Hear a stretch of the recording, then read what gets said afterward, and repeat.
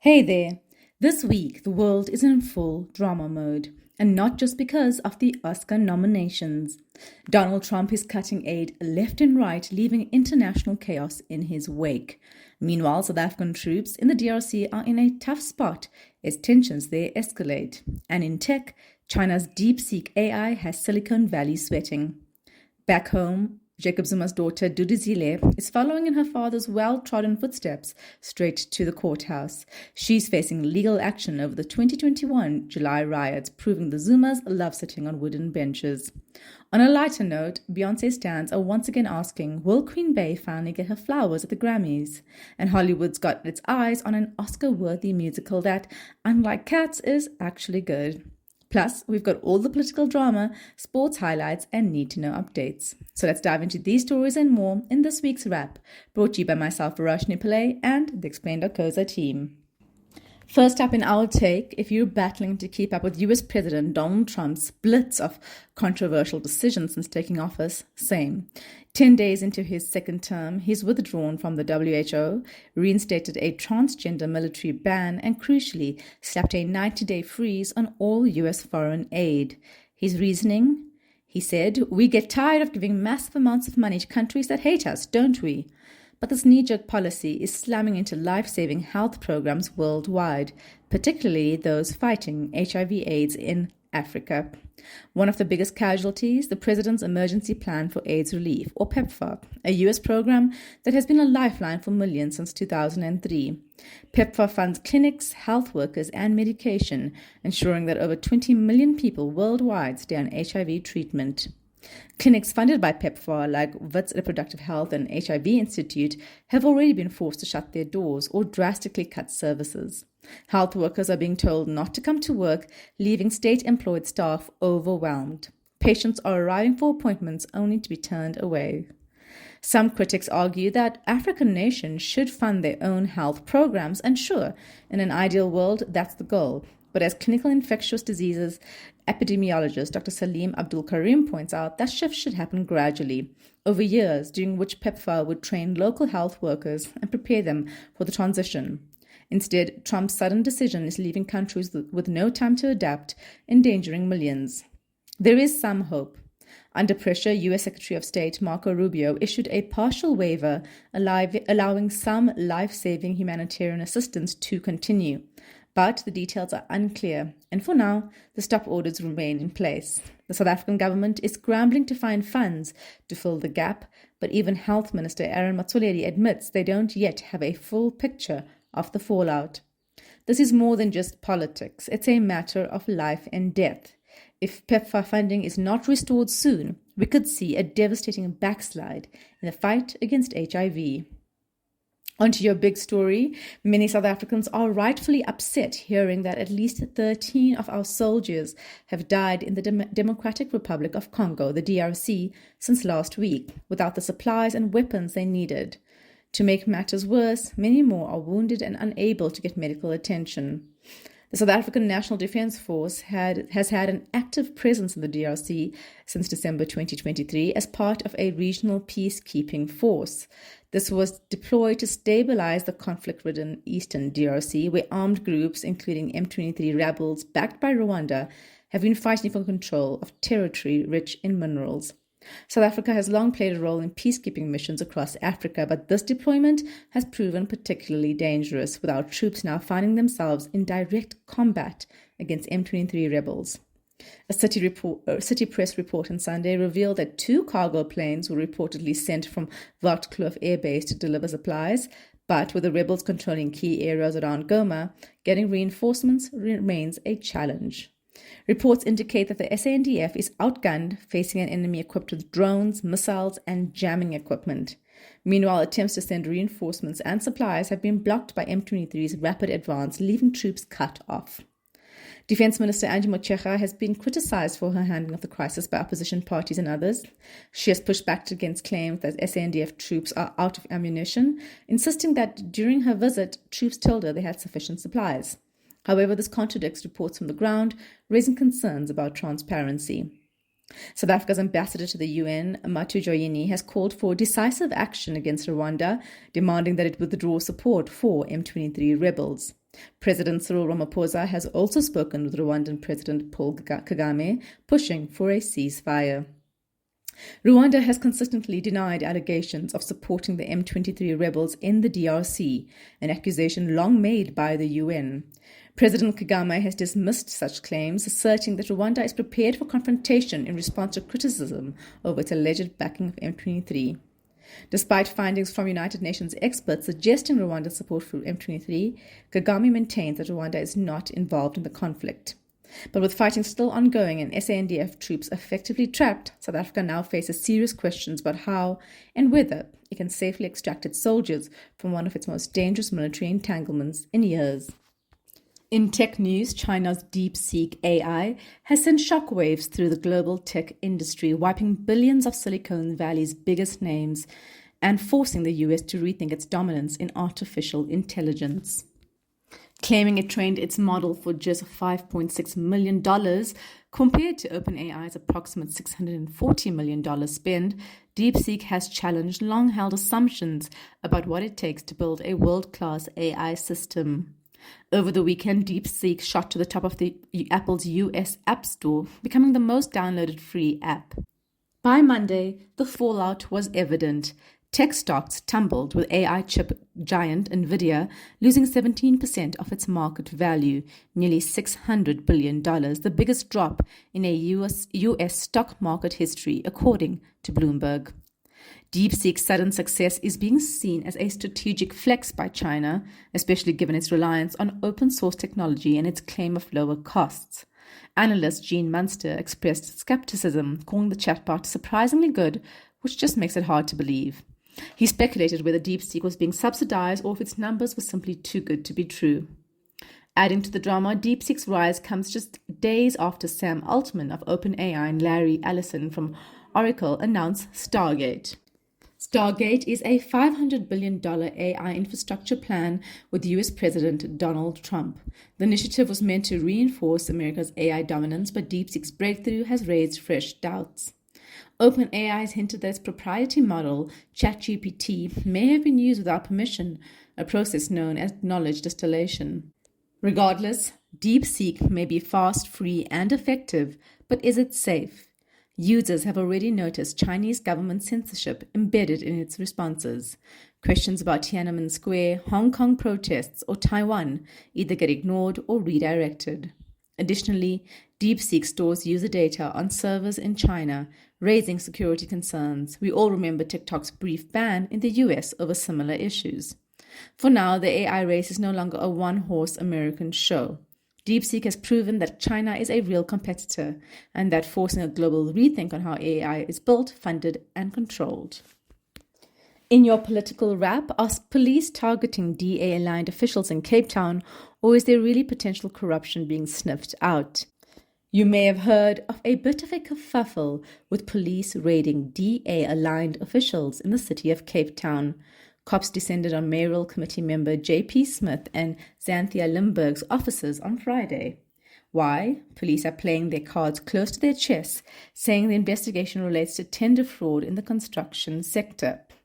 Both Smith and Limburg have vehemently denied any wrongdoing, with Smith suggesting that political adversaries are orchestrating a smear campaign against him. The only arrest made by police was Louise Carson, an executive support staffer in Smith's office who allegedly refused to hand over electronic devices to police. But plot twist, his case has been dropped with no reason given. Cape Town Mayor Jordan Hill-Lewis says he'll only act if there's solid evidence against Smith and Limburg. He noted that the execution of a search warrant does not necessarily indicate criminal activity and assured full cooperation with SAPS. The case has set the cats among the political pigeons with plenty of conspiracy theories and everyone watching to see what happens next. Shifting to national politics, the DA's love-hate relationship with the government of national unity hit a rough patch. The party is fuming over President Cyril Ramaphosa signing the expropriation bill into law without consulting coalition partners. The bill allows for land expropriation without compensation in certain cases, something the DA has fought against for years. John Steenhuisen initially threatened to withhold support for the national budget next month, but walked it back after Tuesday's emergency meeting with Ramaphosa. He insists the DA won't be spectators in the GNU and has a big problem with the National Health Insurance Bill, which he says will destroy private healthcare. But is the GNU falling apart? Not yet. Ramaphosa and Steenhuisen agree that policy fights in a coalition government are normal. Investors are also cautiously optimistic. South Africa's rand is holding up and the bond market is outperforming global peers. So no collapse just yet. But with expropriation, NHI and the budget battle looming, the GNU will need all its 9 lives to survive 2025. In entertainment news, the Grammys are back, and while we love the glitz, the drama is chef's kiss this year. Why? Because Beyoncé, aka the most decorated artist in Grammy history, has yet to win Album of the Year. Yup, despite winning 32 golden gramophones, she's been repeatedly snubbed for the biggest prize. Now, with Cowboy Carter up for Album of the Year, fans are asking, will the Recording Academy finally do right by her? Let's talk history. Beyoncé has been nominated for Album of the Year 5 times. She lost to Taylor Swift for Fearless, Beck for Morning Phase, Adele for 25, and most recently, Harry Styles for Harry's House. The pattern? Nearly all her losses have been to white pop and rock artists, raising questions about how the Academy values black artistry, particularly in genre-bending music. So will she win? Probably. Should she win? Definitely. The Academy knows it needs Beyoncé more than she needs them. If they want to stay relevant, they'll finally give her the top prize. If not, well, we're ready to riot in formation. While Cowboy Carter is a forerunner for Album of the Year, competition is fierce. Taylor Swift's The Tortured Poets Department is in the mix, and given her Grammy darling status, she could walk away with her 5th Album of the Year win, breaking records yet again.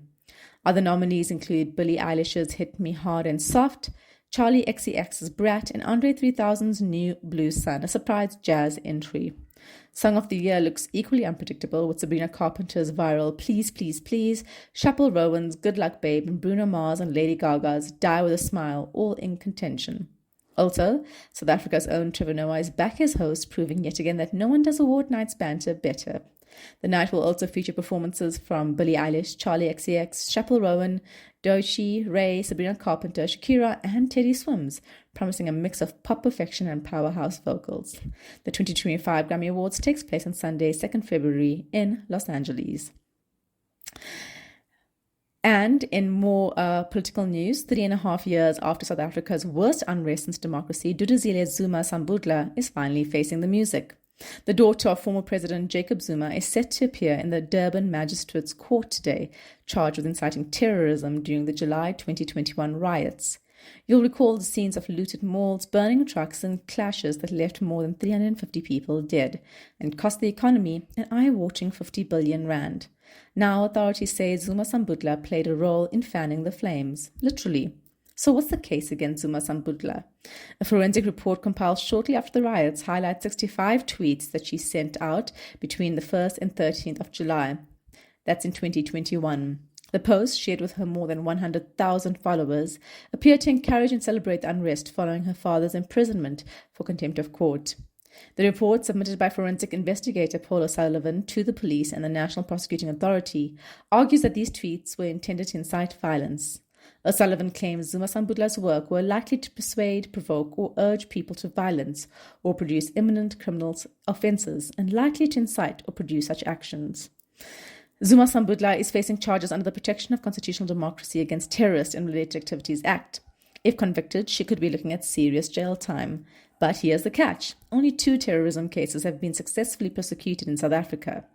Those cases, the Tulsi twins, who tried to join ISIS, and the Crusaders, a white supremacist group that plotted attacks on black South Africans. Clearly, the bar for conviction is high. Legal experts say the state would not bring these charges unless they were confident, but Zuma-Sambudla's defense will likely argue that she was simply expressing political views, not inciting violence. Zuma-Sambudla is now a member of parliament for the Umkhonto we Sizwe party, founded by her father after he broke from the ANC. MK says the charges are nothing but a political hit job designed to weaken the party, which made a stunning debut in the 2024 election, securing close to 15% of the vote. The party has called on supporters to flood the Durban court in a show of strength, and true to form, Zuma-Sambudla has not backed down. She responded to news of her court appearance with a cryptic post on X, "We see you." Police are bracing for potential unrest with extra officers stationed around Durban and high-risk areas. Could this case bring justice for the 2021 riots, or will it just stir up old tensions? And in some more entertainment news, the Oscar nomination goes to a musical. After being delayed twice due to devastating wildfires in Los Angeles, the 2025 Oscar nominations have finally been unveiled, and it's a big year for musicals. Leading the pack is the genre-bending Spanish-language musical Emilia Perez, with a whopping 13 nominations, including Best Picture and Best Actress for Kalia Sofia Gascon, the first openly transgender woman ever nominated in the category. The film tells the story of a cartel boss who secretly undergoes gender-affirming surgery and reinvents herself as a humanitarian. Another major player is Wicked, the long-awaited Broadway adaptation, which scored 10 nods, including acting nominations for Cynthia Erivo and Ariana Grande. Period drama The Brutalist, about a Holocaust survivor turned architect in America, also racked up 10 nominations, solidifying its spot as an awards season heavyweight. The Best Actress race is one of the most intense we've seen in years, with Emilia Perez's Gascon up against The Substance's Demi Moore and Brazil's Fernanda Torres from I'm Still Here. Meanwhile, the Best Actor category sees Timothée Chalamet from A Complete Unknown, the Bob Dylan biopic, Carmen Domingo from Sing Sing, and Aidan Brody from The Brutalist battling it out, with Daniel Craig for Queer shockingly left off the list. Other surprises? The Apprentice, the controversial Donald Trump biopic, clawed its way to 2 major acting nominations for Sebastian Stan and Jeremy Strong, and Brazil's I'm Still Here unexpectedly made it to the Best Picture category. Amidst all the Hollywood heavyweights, South Africa is also making waves at the Oscars. Local short film The Last Ranger has earned a nomination for Best Live Action Short Film, the first South African film to be recognized by the Academy in 20 years. Directed by Cindy Lee and starring Avumile Nkongo, the film shines a light on rhino poaching and the bravery of female rangers fighting to protect South African wildlife. If The Last Ranger wins, it will be South Africa's first Oscar since Tsotsi in 2005. It's an open race this year, with no Oppenheimer-like frontrunner. Will a musical finally win Best Picture? Will Netflix, after its countless failed previous attempts, finally claim Oscar gold with Emilia Perez? We'll find out on the 2nd of March, if Hollywood isn't still on fire by then.